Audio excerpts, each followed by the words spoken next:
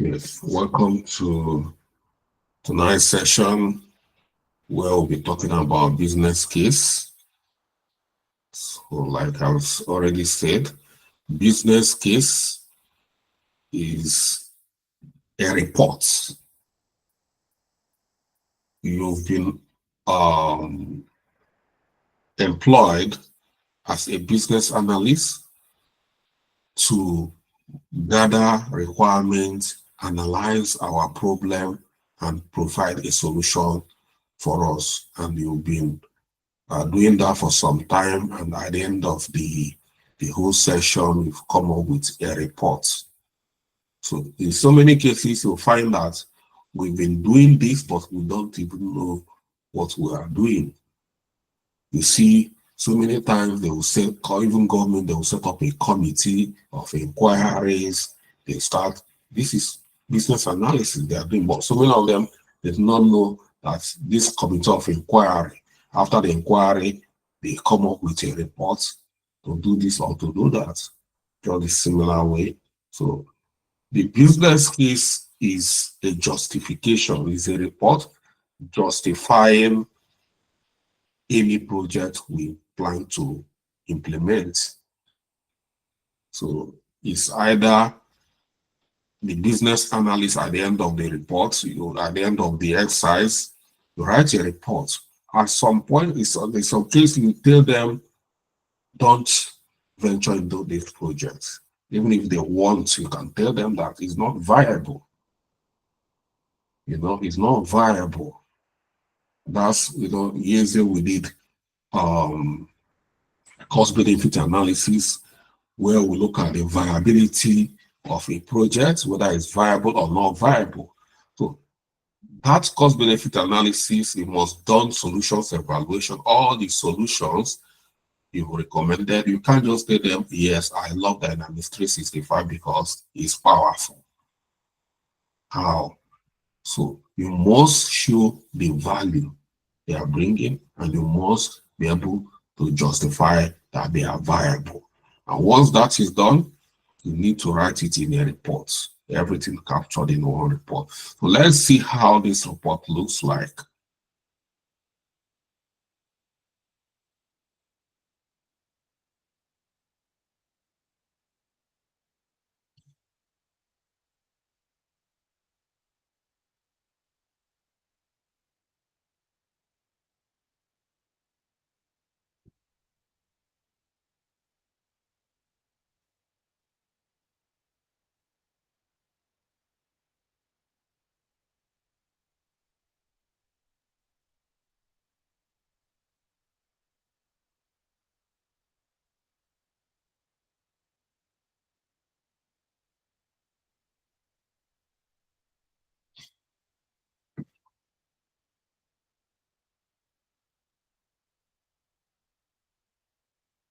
Okay, so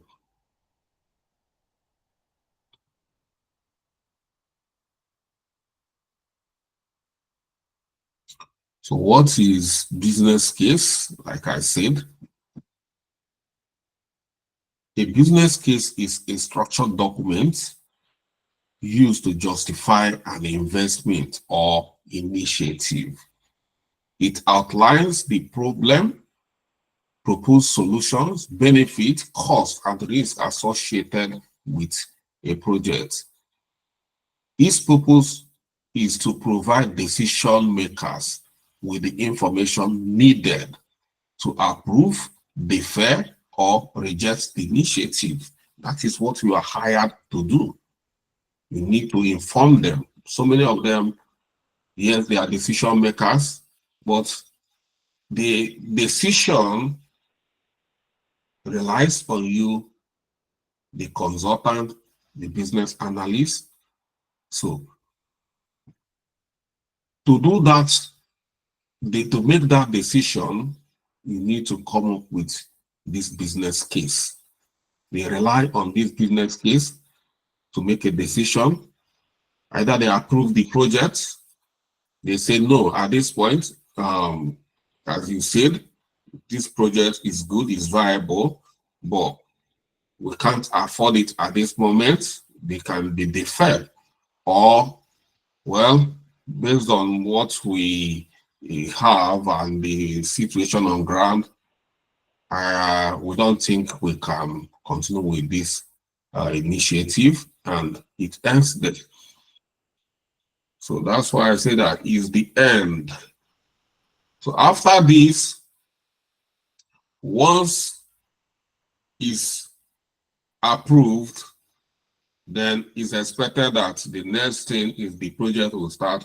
That is even when the supposedly the project charter should take place, and then authoritatively appointing a project manager, because the project is starting. So in some cases, you find out the business analysts walk all through the initiate stage alone in so many cases. In some cases, they bring in project manager.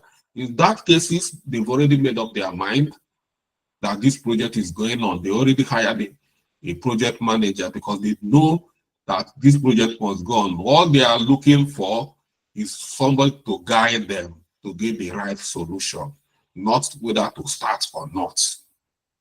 So you might meet a lot of this scenario. So when you meet a scenario where it's only business analysts working, you say, Mr. Cha said that a project manager, yes. That's why I say a business analysis or a business analyst have a very important position to play in an organization and in a project. So now we've known the reason for business case. Let's look at how key components, the structure, the blueprint of a business, the blueprint of a business case. Executive summary. Every business case, like here, we'll have, see, 8 of them. So if you break it down into these key stages, then it's going to be very easy for you to put it together. And you see, executive summary. This is where you need to capture everything. Some big men, stakeholders, they are big men, you know. They will not have time to go through your thorough or extensive documentation or reports. They might just want to glance through the executive summary to understand what you want them to do. So it's a concise overview of the entire, you see here, entire concise overview of the entire business case. So you summarize the whole business case in this first page. That's the first page. You summarize it, highlighting the problems, proposed solution, and expected benefit.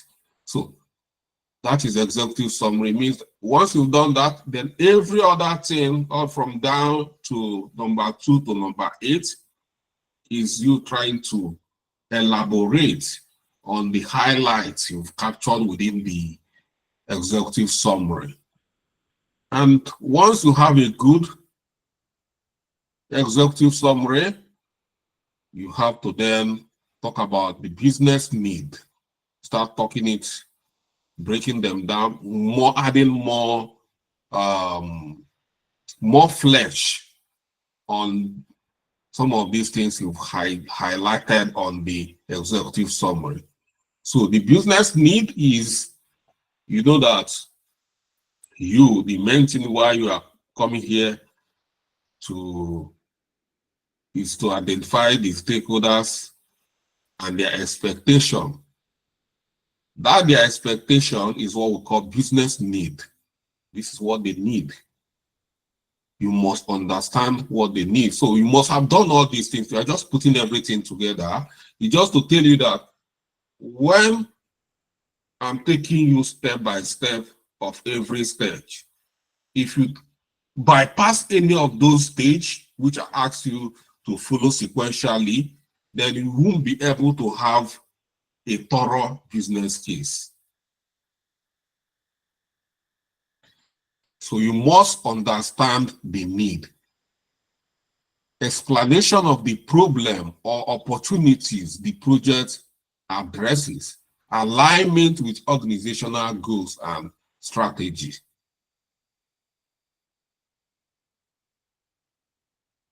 If you remember, there is one when we did understanding the organizational, we use we used to understand personal analysis to understand the organization. You remember that? You can see that everything comes when you are going to write your final report. You see, you'll be picking information, picking things from all the sections. Yes, everything will be doing till you get to this point. You'll still be picking information, picking points from there to write this report.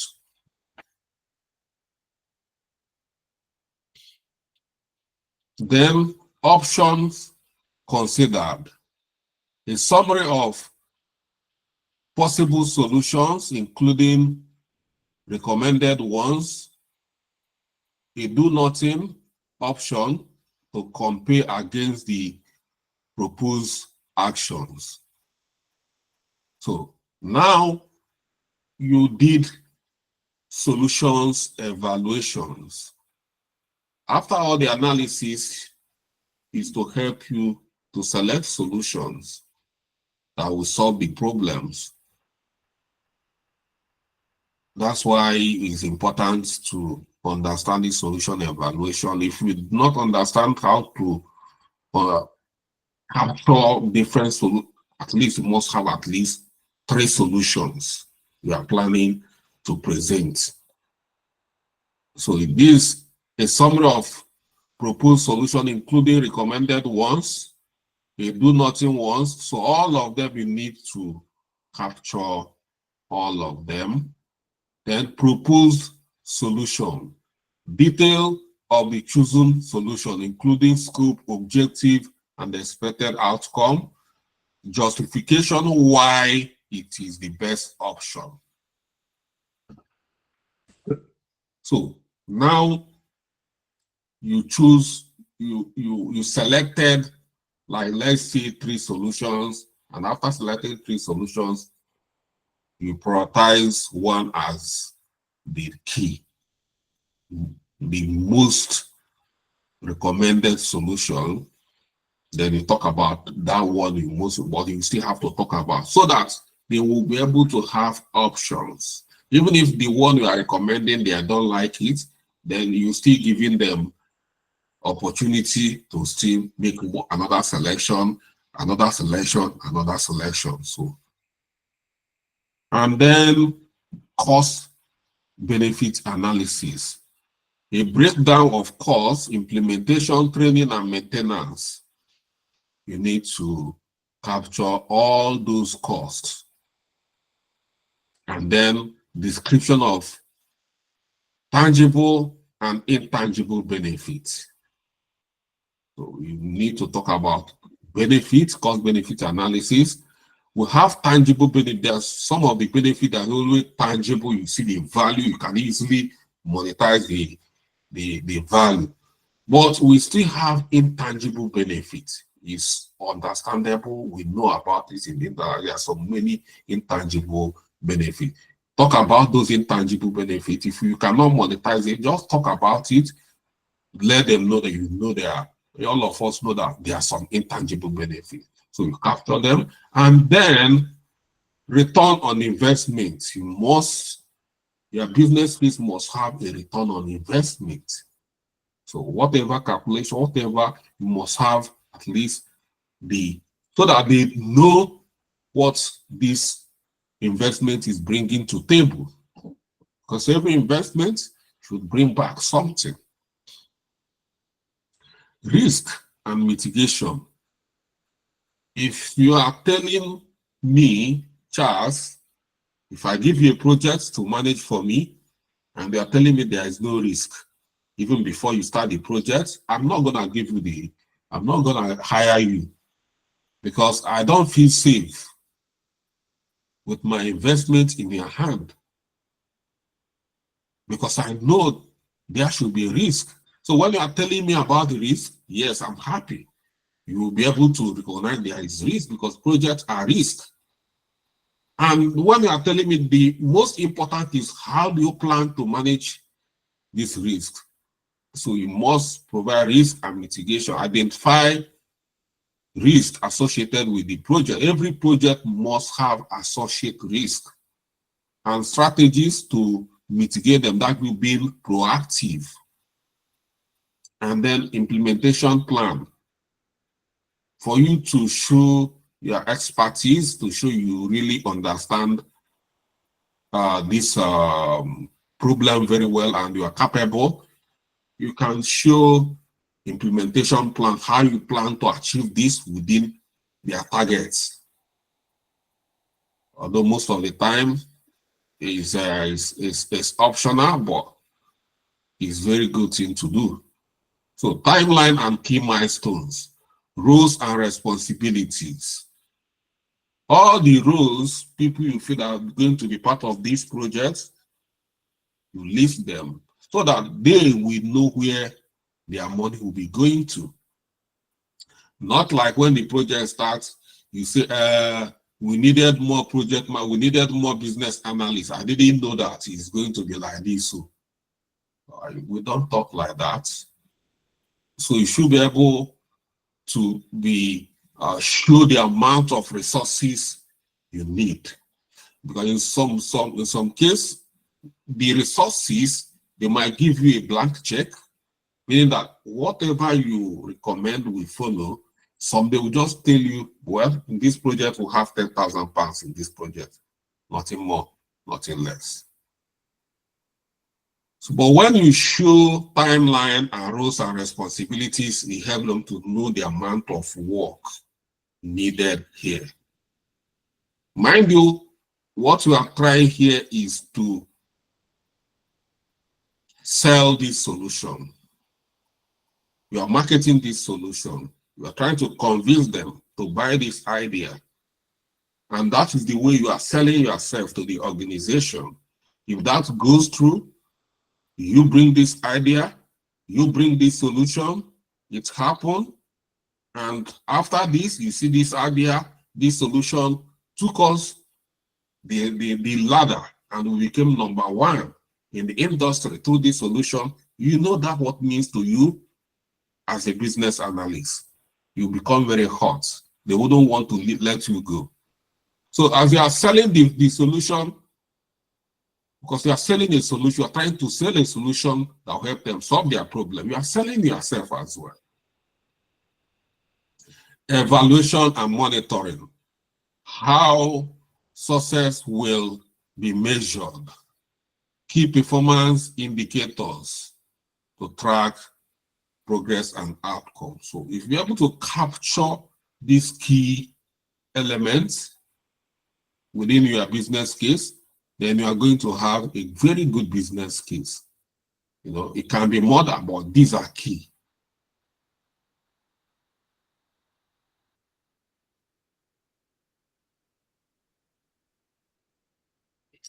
So business case is very important because of informed decision making. Help stakeholders weigh the pros and cons of proposed initiative. They need to know the pros. Everything needs to be in black and white so that they won't say this were not explained to them very well. That's why they hired you, because they don't want ambiguity. They don't want vague statements. They want everything detailed, very clear, to know what they are, starting. Resource allocation ensure that time, money, and effort are directed towards impactful projects. That is resource is important to organization. How they spend their money is very important. Risk management, identify potential challenges early and develop strategies to address them. And then finally, stakeholder buy-in. Provide compelling arguments to secure approval and support. You need to argue, you need to buy them. That's what called buy-in. If you can buy them in and they approve this project, I don't know why some people will come and say that stakeholders are difficult. If you can buy them in, you find out that if you continue to do the right thing, you are not going to have problem with them because you've already bought them in. They've already secured their support, their approval.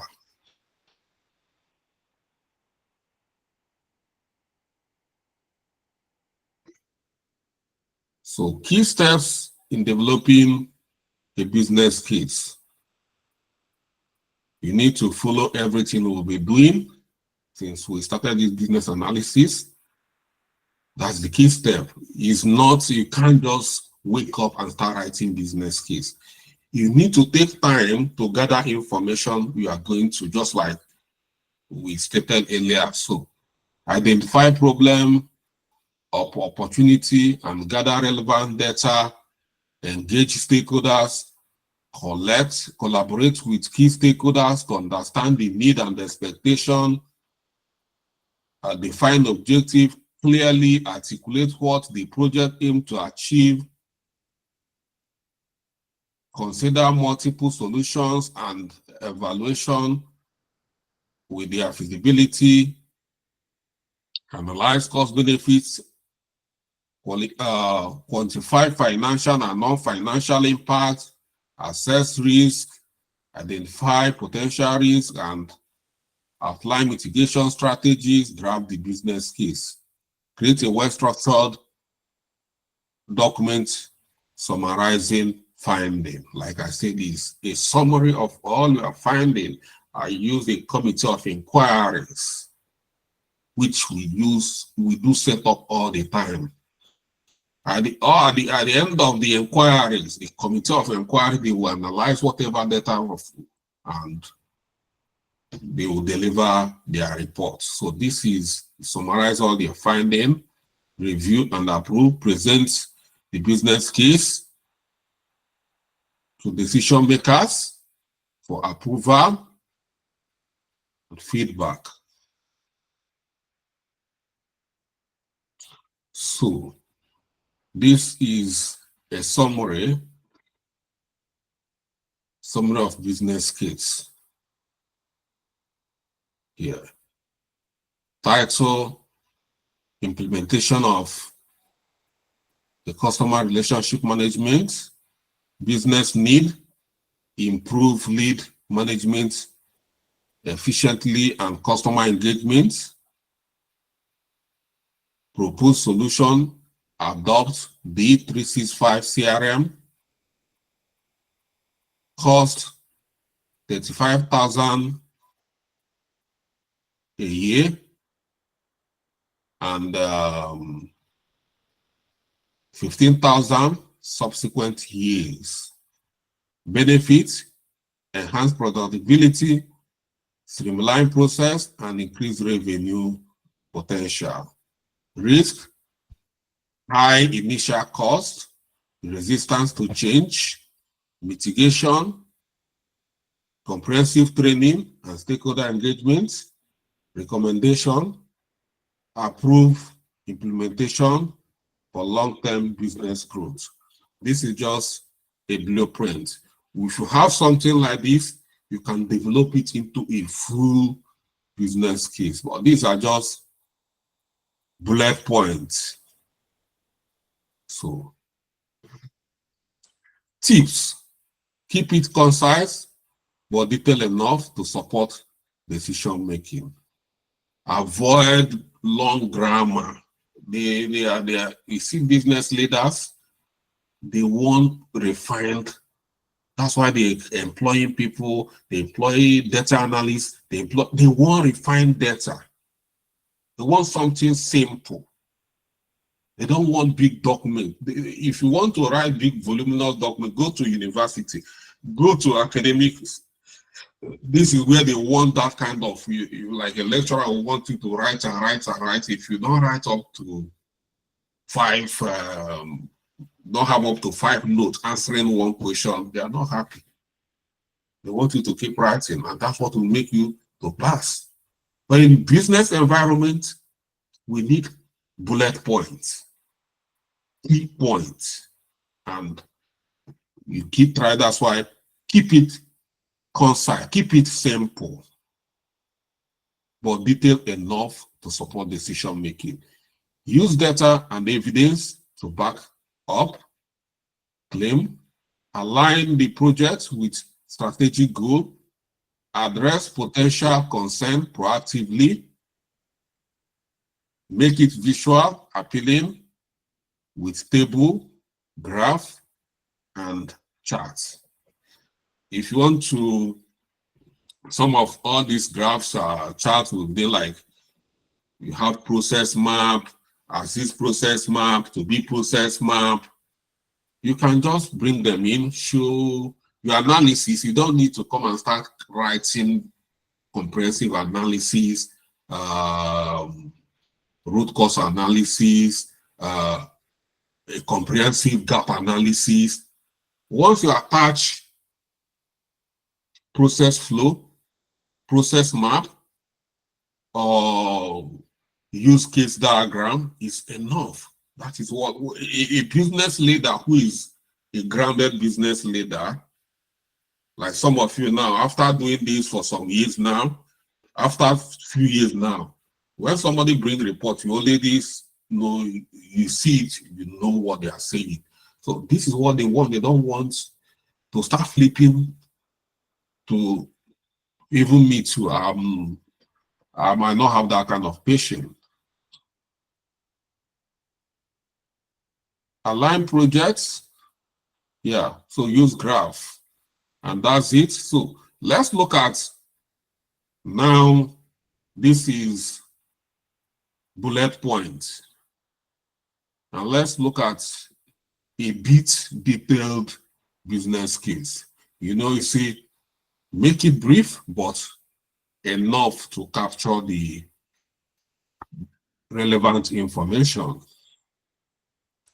So this PayEagle, this is a detailed business case, and this is the executive summary. It says, PayEagle seeks to improve its lead management process and enhance customer acquisition through the implementation of Dynamics 365 CRM sales. The current manual processes are inefficient, resulting to missed opportunities and limited visibility into lead performance. This business case outlines the proposed CRM implementation, including its benefits, costs, articulated return on investment. And if you look at this, you summarized it very well. It's a good summary.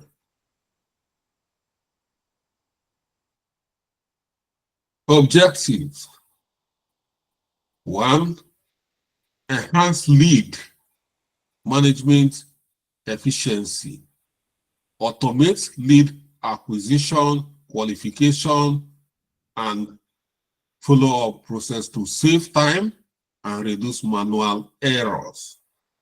And then 2, improve data visibility and reporting. Provide real-time insight into lead performance and sales trend for informed decision making.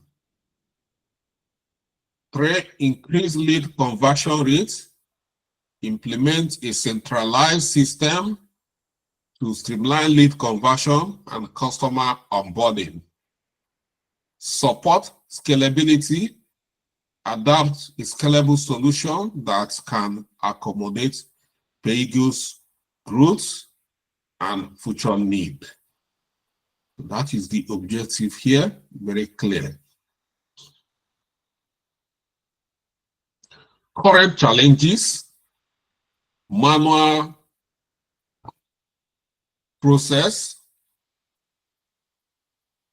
So if you want to bring some visuals in this manual challenge, you can bring in, sorry, the process, the assist process flow you created here, where you can show the process flow and how you discovered some of these challenges within your process flow.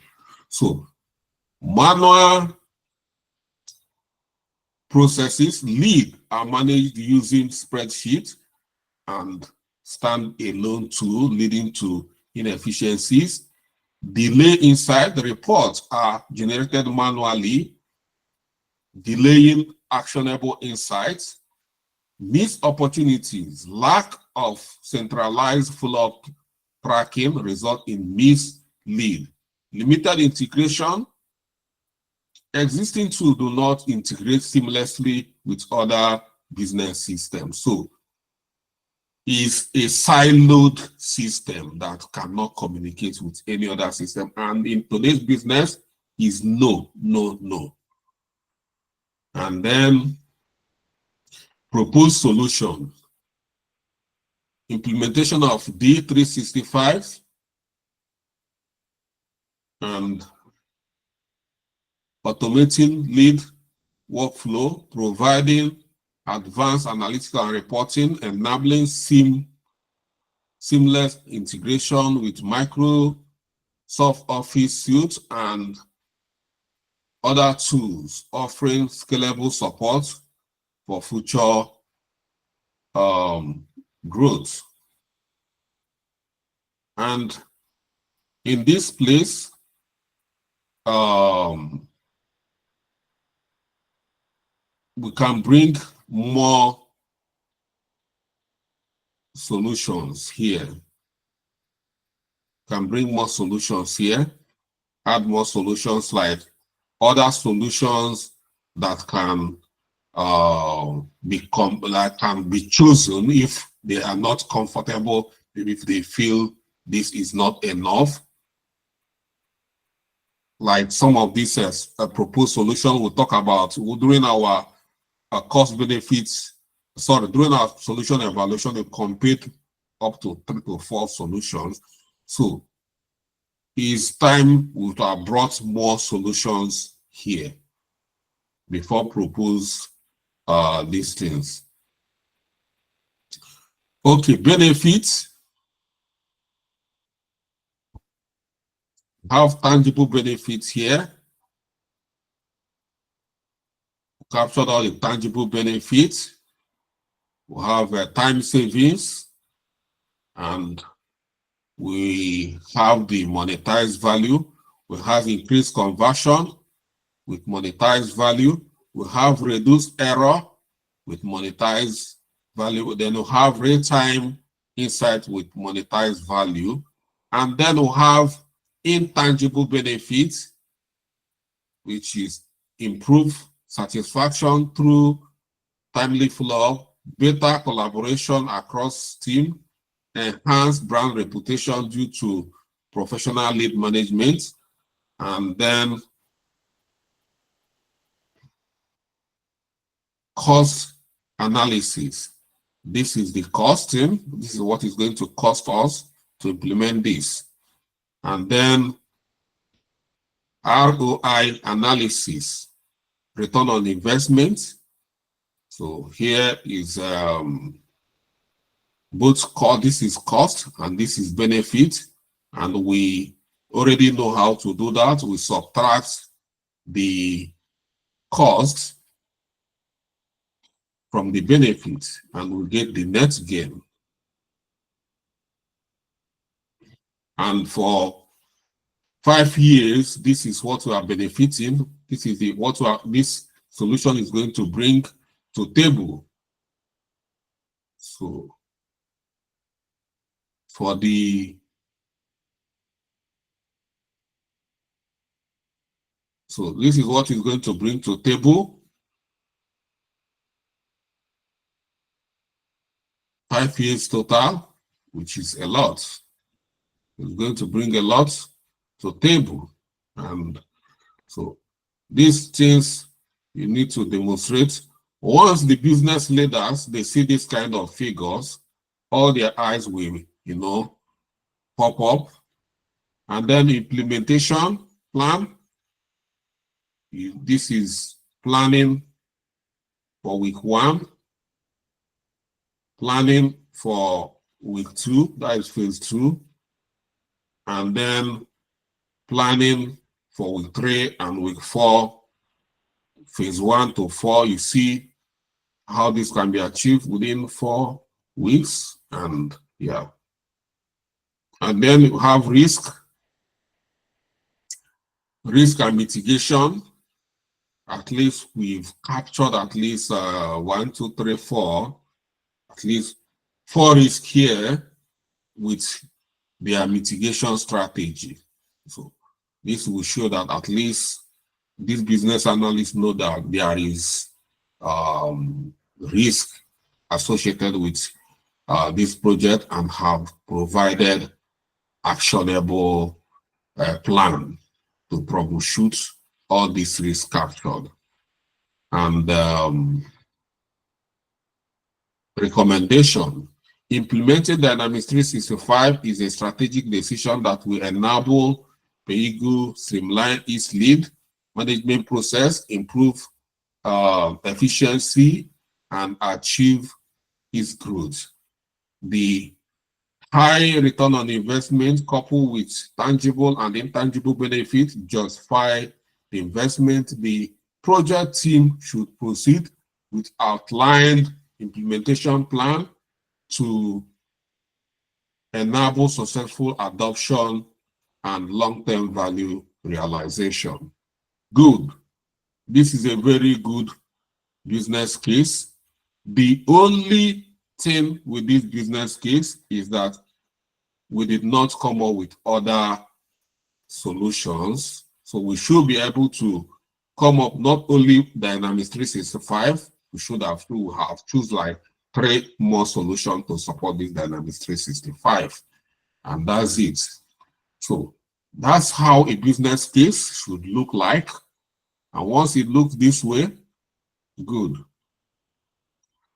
So that's how you can summarize your initiate stage if you are working on software implementation. This kind of, that's even other projects, not only software. You see every project is an investment, so you still need to apply business cases, not only in software development. So, and yeah, so that brings us to this.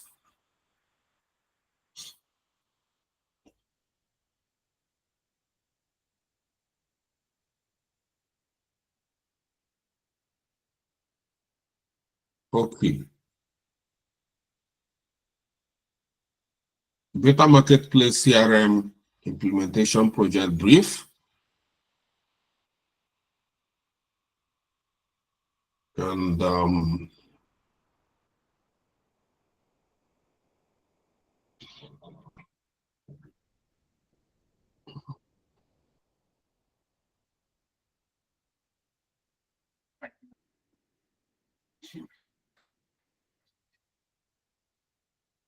okay. Here we have the objectives. We have the project title here as implementation of CRM system for Beta Marketplace, and the project sponsor, Beta Marketplace executive team, project manager, you, business analyst, you. And the project objective: increase lead conversion rates through effective lead management by streamlining sales pipeline and automating follow-up. Automate sales, marketing, and customer support processes for better efficiency. integrate a CRM system with Beta Marketplace to centralize customer data, order, and feedback, provide vendor, service agents, and management with actionable insight via CRM dashboard, and improve response time and service delivery through better communication tool. So that is our objective. This is what we want to achieve. And the scope here, selection, configuration, and deployment of CRM system tailored to Beta Marketplace business need, integration of CRM system with existing Beta Market platform, so as their e-commerce, booking, payment processes, migration of vendor, service provider, customer record into the CRM system, training of vendors, agents, and internal team on CRM usage and best practice, implementation of analytics dashboard for customer support, sales, and service requests. Outcome of these projects, out of scope of this, because this is in scope and out of scope. Replacing Beta Marketplace core platform or payment system is out of this project. Custom development of unrelated feature outside of CRM function is out of scope. Okay, here are the stakeholders. We have executive leadership, we have vendors and service providers. These are people that are going to be using this, customers, external users, IT team that are going to do the configuration, marketing team that are going to use it as well, sales and support team. These are all the people that have vested interest in this project.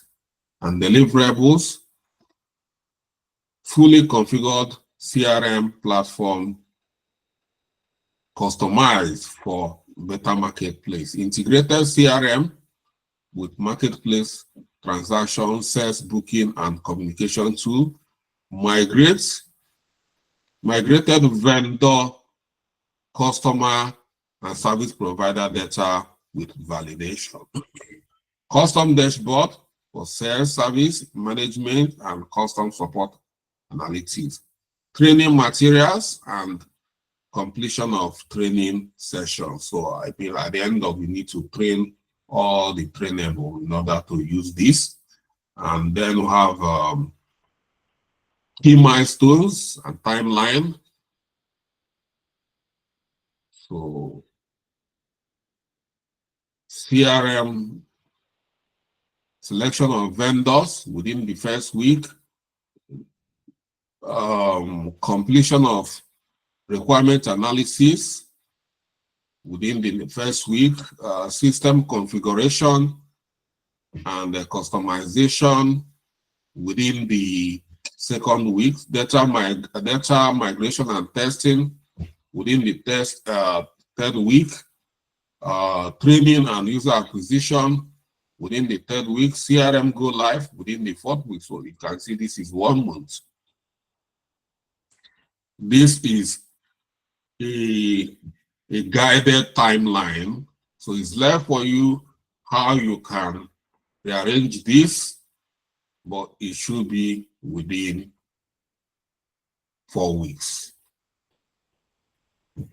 And budget should be, budget we have here is £10,000.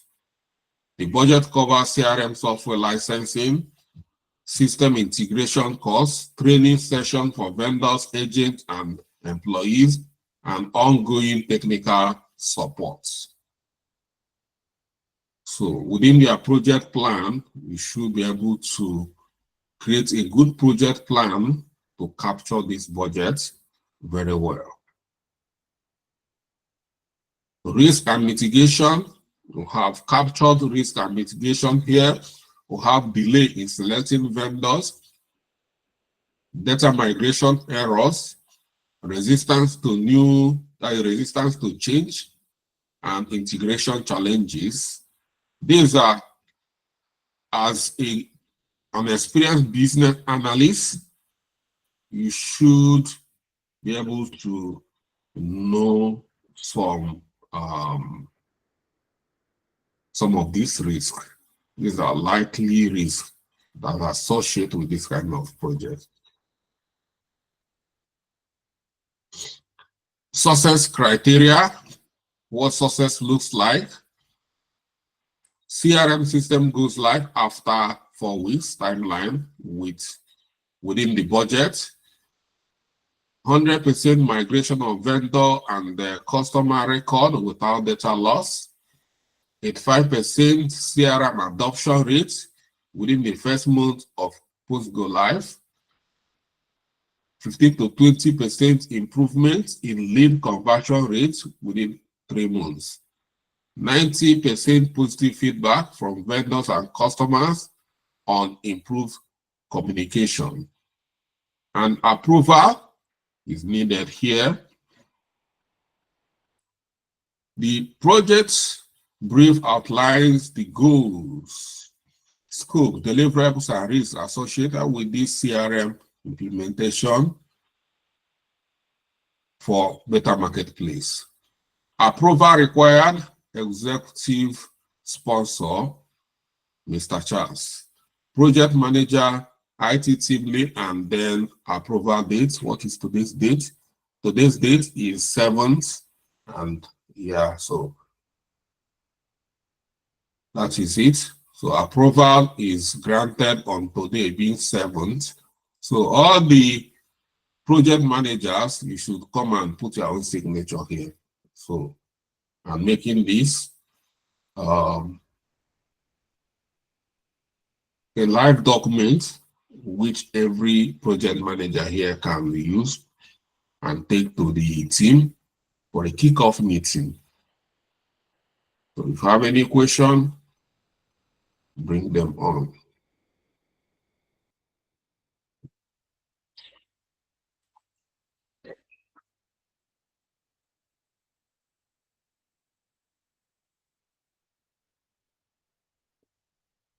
Okay.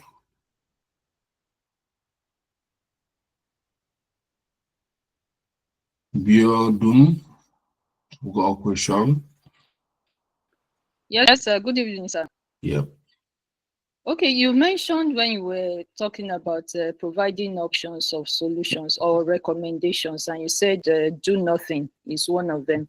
So I'm just wondering, if the business need was identified, why would there be a do nothing option as recommendation? In this business Yes, case business case, development. Yes, in business case notes. yes, sir. Okay. Moment.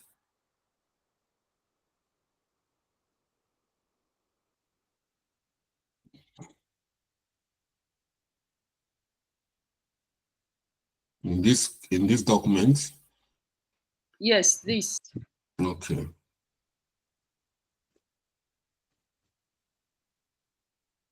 Where exactly? It's under recommendations.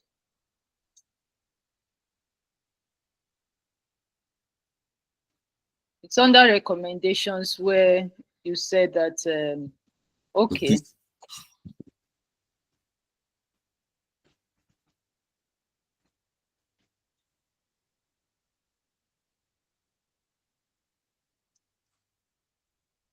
Where you said that, that's where you said that we could recommend two options or three options of solutions, and do nothing is also part of it.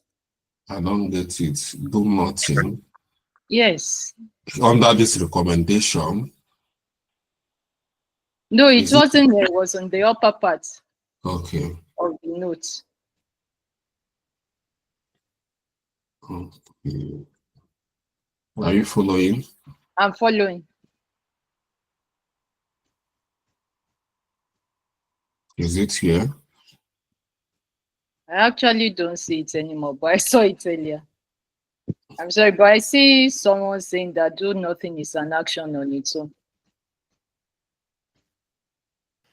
Sorry, sir. Can I answer that question, sir? Can I attempt to answer Yes. it? Okay, this is Ifoma.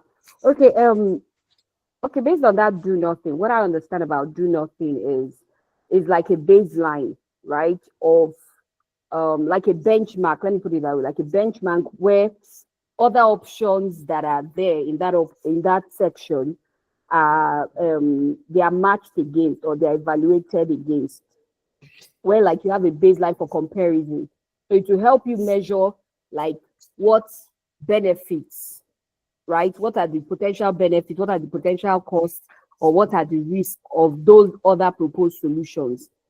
If you compare them to that baseline, or I could call it like a current state, when you don't do anything, like just a status quo. When you don't, do you understand what I mean? Sorry.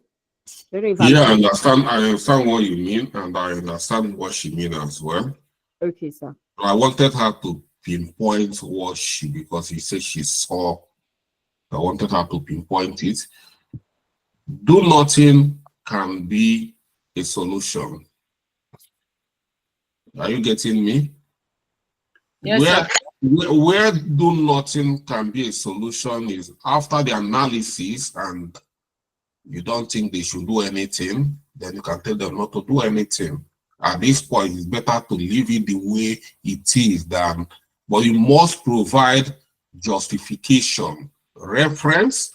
You cannot just come and say do nothing. You must have a reason why you don't want to provide, why you don't want to. You can tell them that at this point of their life, for instance, in Beta Marketplace, if you have after analyzing Beta Marketplace, now we're asking you to implement a CRM system for us, and after analyzing Beta Marketplace, you can tell us that at this point in their life, I think you should continue using what you are using till you, because company need to get matured to some extent before they can start using some solutions. It happens so many times where in a place of work, they want everything to be PPP, everything will be working, we just press button. But the company do not have the laid foundation for such infrastructure. So that integration cannot happen no matter how they want it, because at that point, we've not reached. There's a time where company wanted to integrate our system with customs insights, custom platform here in UK, but we cannot integrate with the custom because custom was going to heavy logistics, shipping, airline logistics, shipping logistics,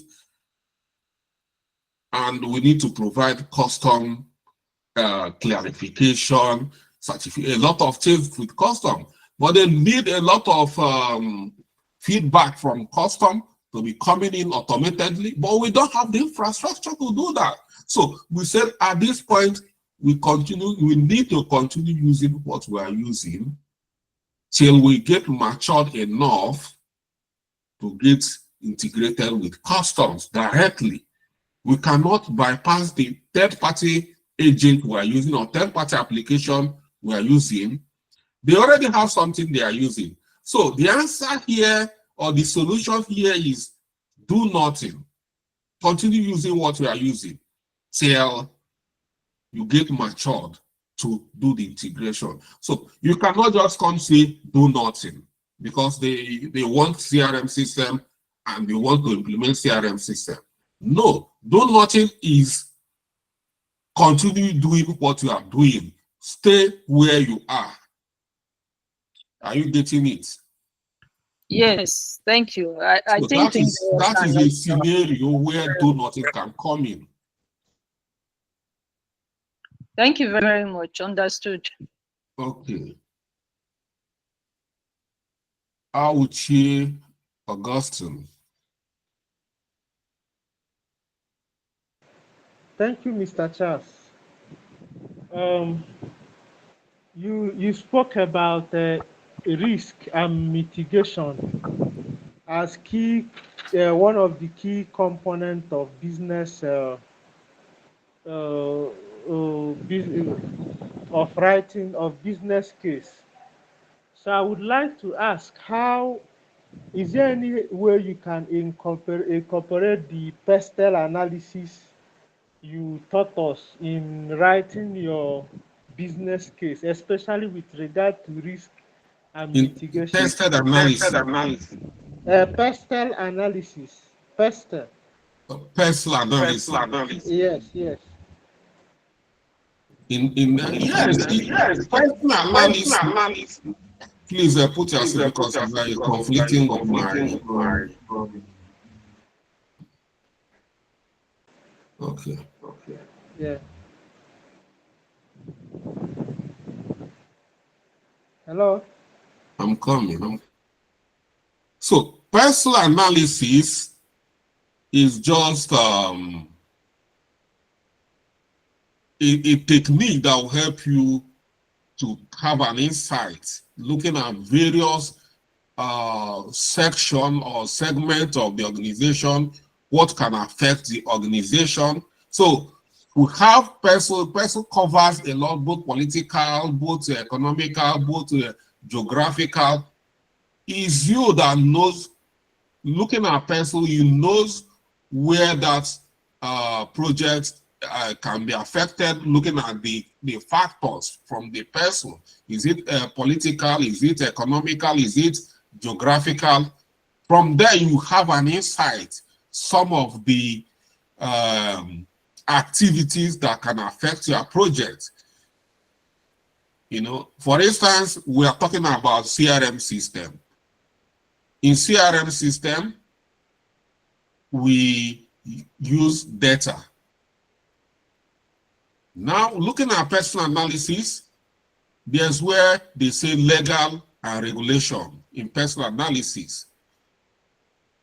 Regulation means that if any CRM system you are trying to implement, having known person very well, or if you want to apply person, you know that we should be data regulation compliance. We have a lot of CRM in the market. Every CRM you are going to implement must be GDPR compliant. That is data regulations, data protections, because CRM is what? Customer relationship management system, where you capture customers' data. For you to keep their data set, you must comply with the required law, regulations. You see, PESTLE can help you in the area of data regulation. With that, you should be able to capture everything about data regulation, how the system is going to be compliant, and so many other factors. So if you keep on looking, you can see maybe more than one factors. You must not follow everything. PESTLE will help you where your project belongs to, and you capture it very well. If you are using like social media, working on, so there's still where it captures like data, as I said. So PESTLE is a very broad technique that can give you insights. It's kind of giving you insights about where you can have potential dangers or potential risks, so that you go there, capture them, and have ready-made mitigation strategy even before you start your project.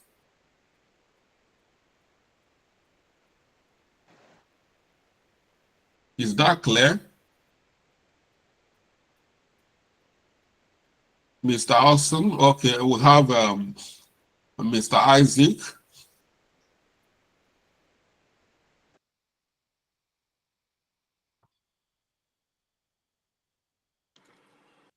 Good evening, sir. Just yeah, I can hear you. I can hear you. Okay, thank you. High Chief Isaac. Just Mr. Isaac. Okay, sir. Just I'm assuming that this business case is approved and a project manager is appointed to execute this case, this business case. And in his execution, is he going to stick to just this risk identification by the business analyst? Or in the process of his own plan, that's the project manager's plan, is it possible that he comes up with much more risk and risk response strategies to what the business analyst has identified? And what about in the implementation of risk mitigants to the risk identified here? There are usually secondary or residual risk. What happens to all of that? Okay. You see, the risk we talk about here is what we call expected risk based on experience. Based on experience. They have not happened. So as a project manager, it now gives you insights of what you need to deal with. You already have expected risk, and you work to develop those, making sure project, as the project grows, more risk will be captured. You know, we have delays, so many delays within the project. Team members start becoming risk to the project. Some of you will not be attending meeting. Some of you will not be submitting their project deliverables. Some will even go on announced annual leaves. A lot of things will happen. All these things are risks. And that's why we have RAID log, which we've discussed. I don't know, we'll talk about RAID in our project management. So we have RAID. This is time you have to start. RAID said every week is expected that we must have a RAID meeting. A RAID meeting where the team will brainstorm on all the risks, and the project manager will then assign every risk identified to one person within the team to manage and develop mitigation strategy to action those risks. So it's not one risk. That particular risk is just being proactive. That's the expected risk. The project, the business analyst captured in the business case is just being proactive because the project have not even started. It has not even been approved. But he's telling you that it's just like, let me tell you, somebody traveling from Lagos, somebody planning to travel from Lagos by road to Abuja, and you are a business analyst, and the person comes to you and say, I'm traveling from Lagos to Abuja by road. The first risk you are going to identify is that after Okene, there's chances of being kidnapped by kidnappers. The person have not even started the travel, so it's not even it has not happened. There's no chances. But with that, the person have made up his mind. He's traveling to Abuja, but he can change the route and go by air. You see, with this insight, you have solved a lot of problems. The person even decided to avoid the whole by road, and you see how he goes by another route. So when you make such kind of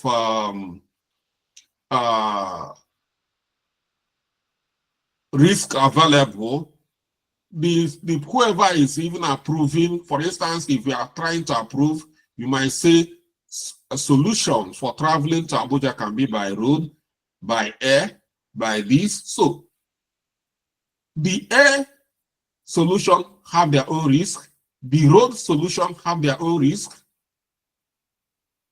and it's left for you to analyze which risk is more approachable and follow the solution that comes with that kind of risk. So at this point, the business analyst is developing a business case, is just giving an insight about what you can face and challenges you can face within this project.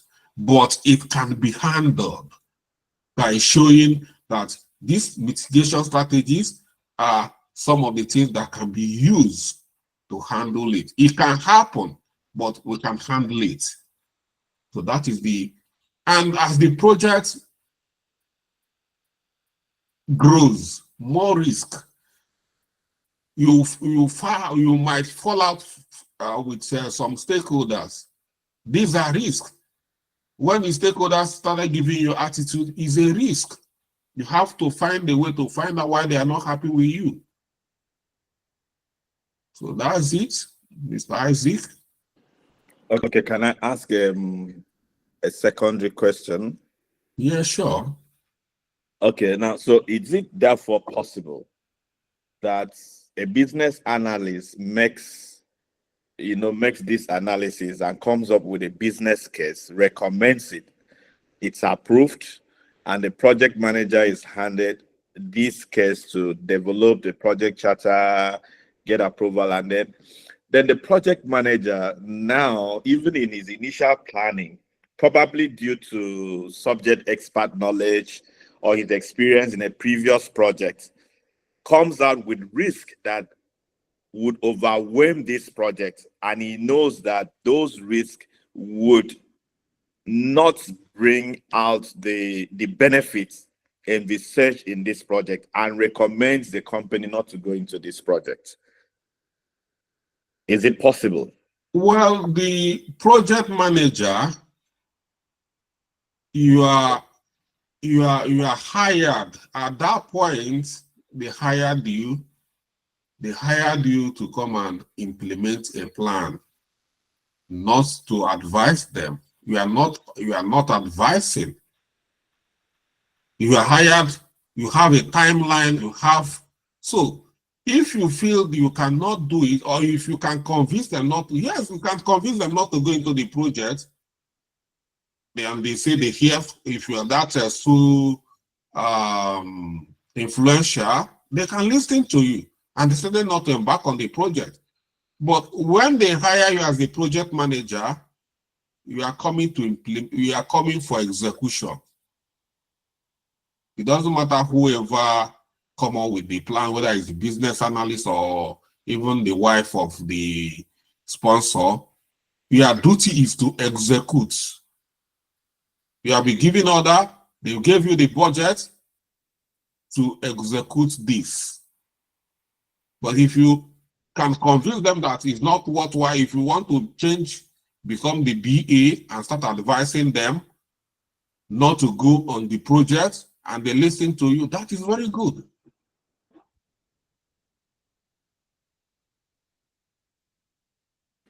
Noted, sir. Thank you.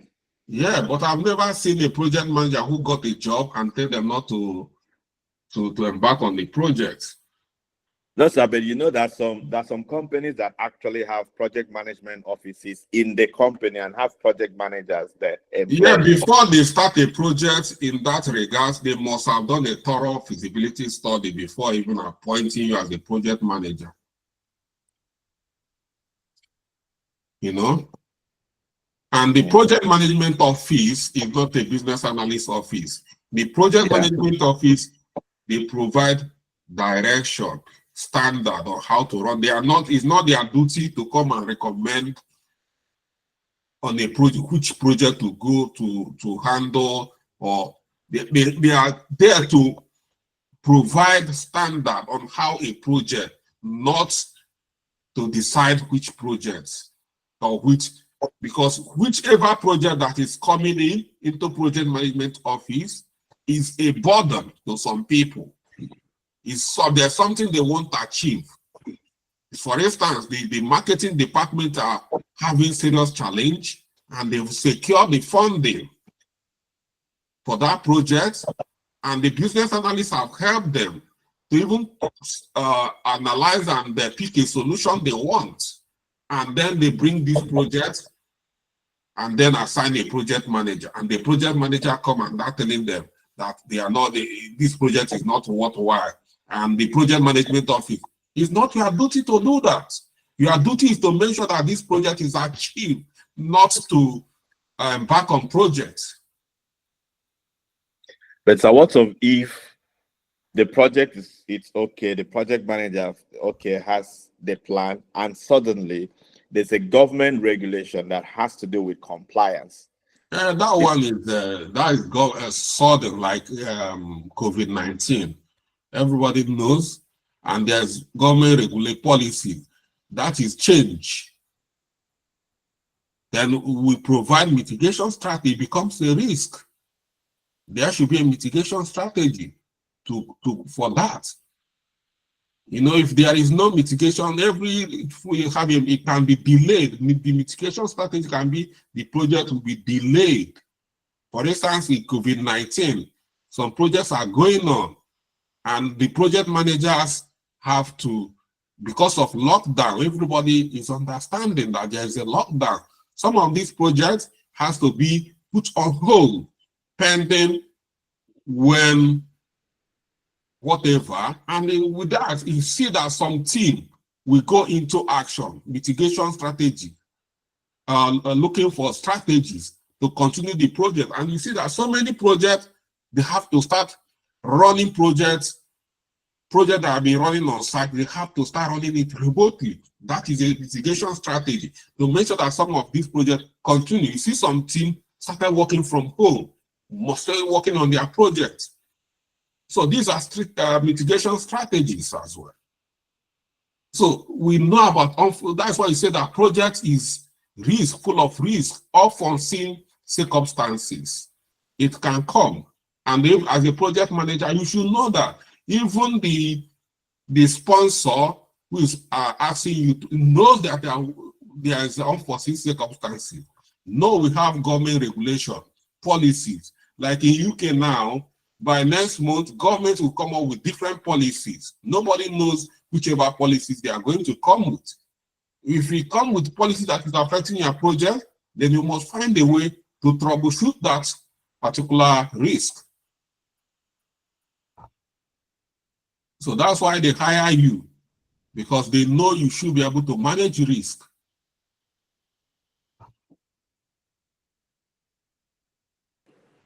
Okay. Are you done with your question? I just have other thoughts. For instance, you brought the example of COVID-19. Now, if COVID-19 stalled a project for the period of that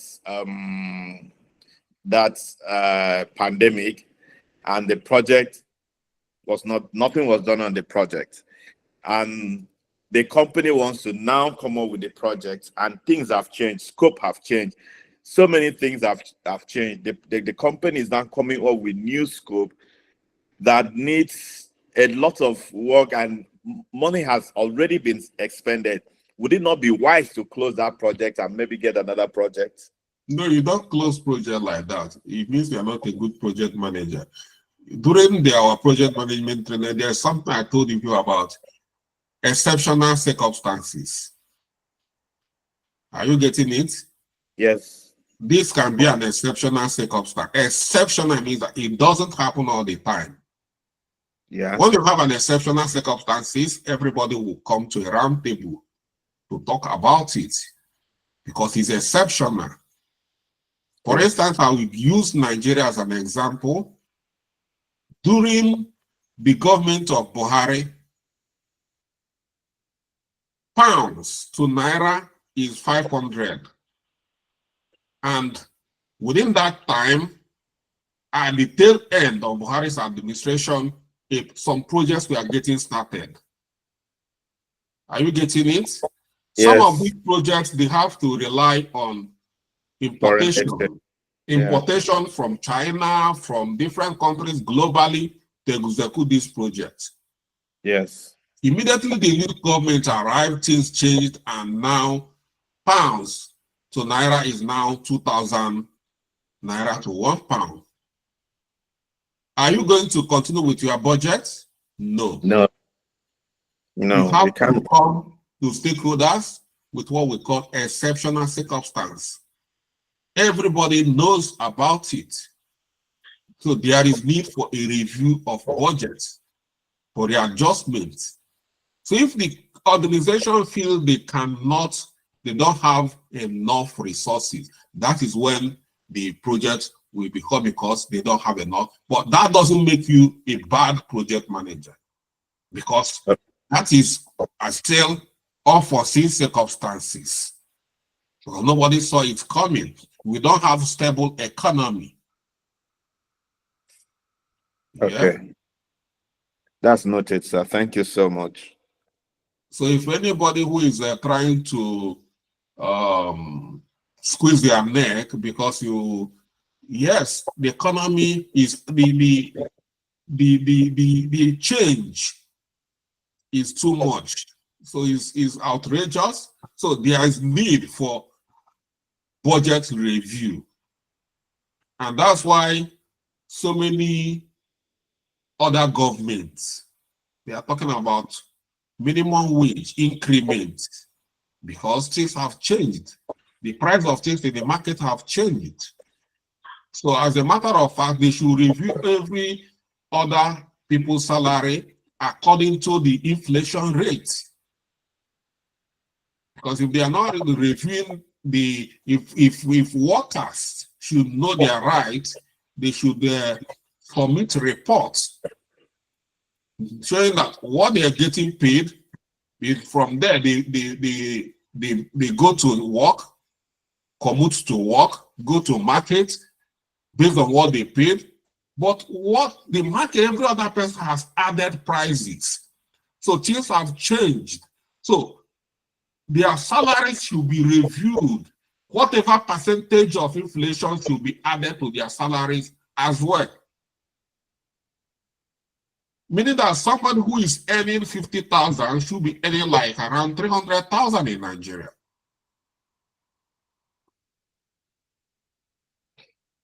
Anyway, that is a topic for another day. Sorry, Mr. Eric.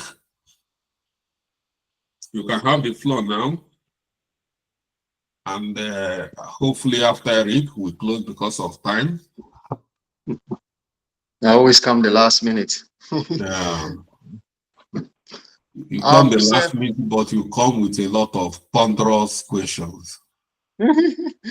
This is very simple. I'm just asking, as a business analyst,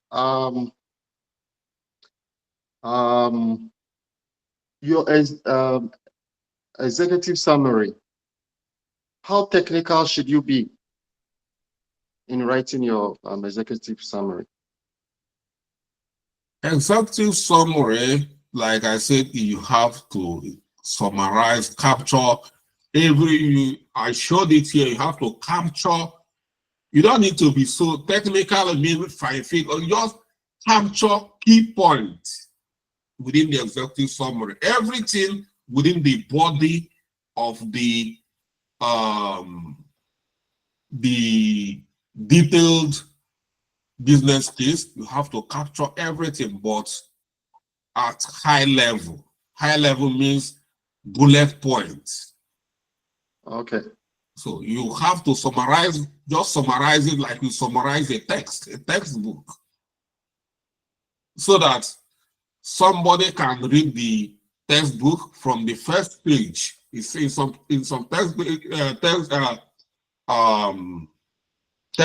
textbook, from the summary page, you already know how everything is going to be. In some movies, if you are watching Netflix, you see they summarize the whole movie.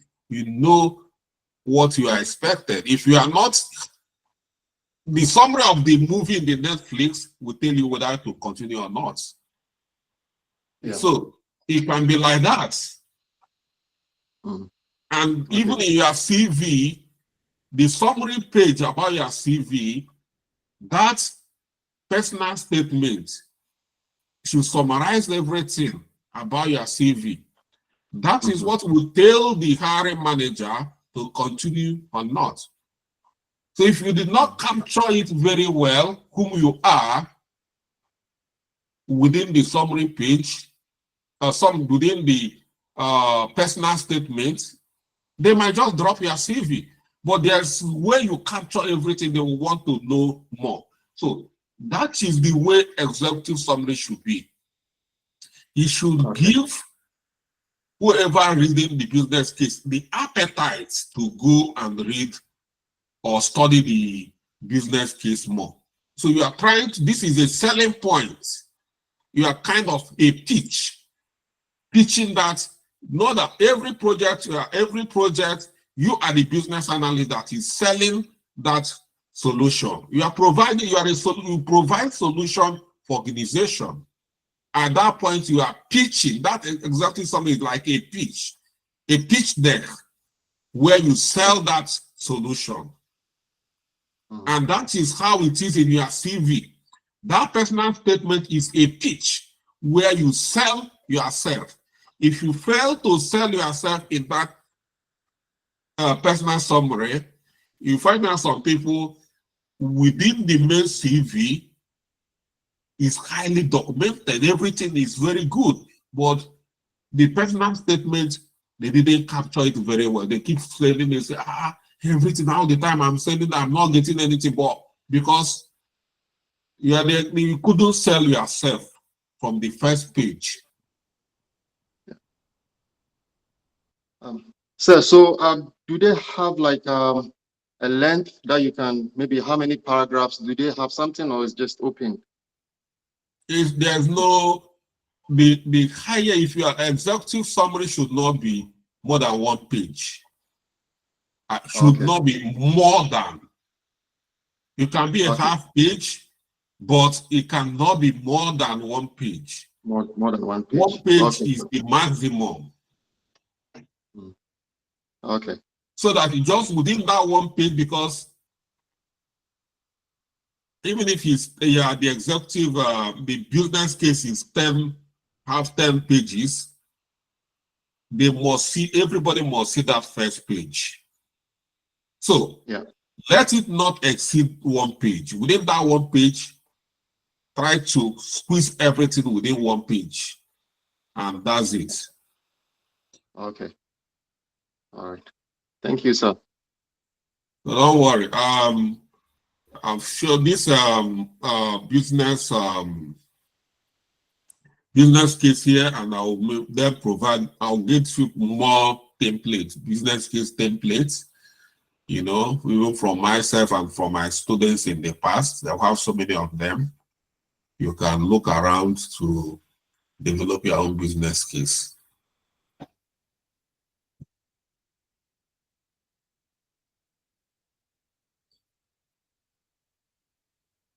So thank you, all the contributors and all the listeners for this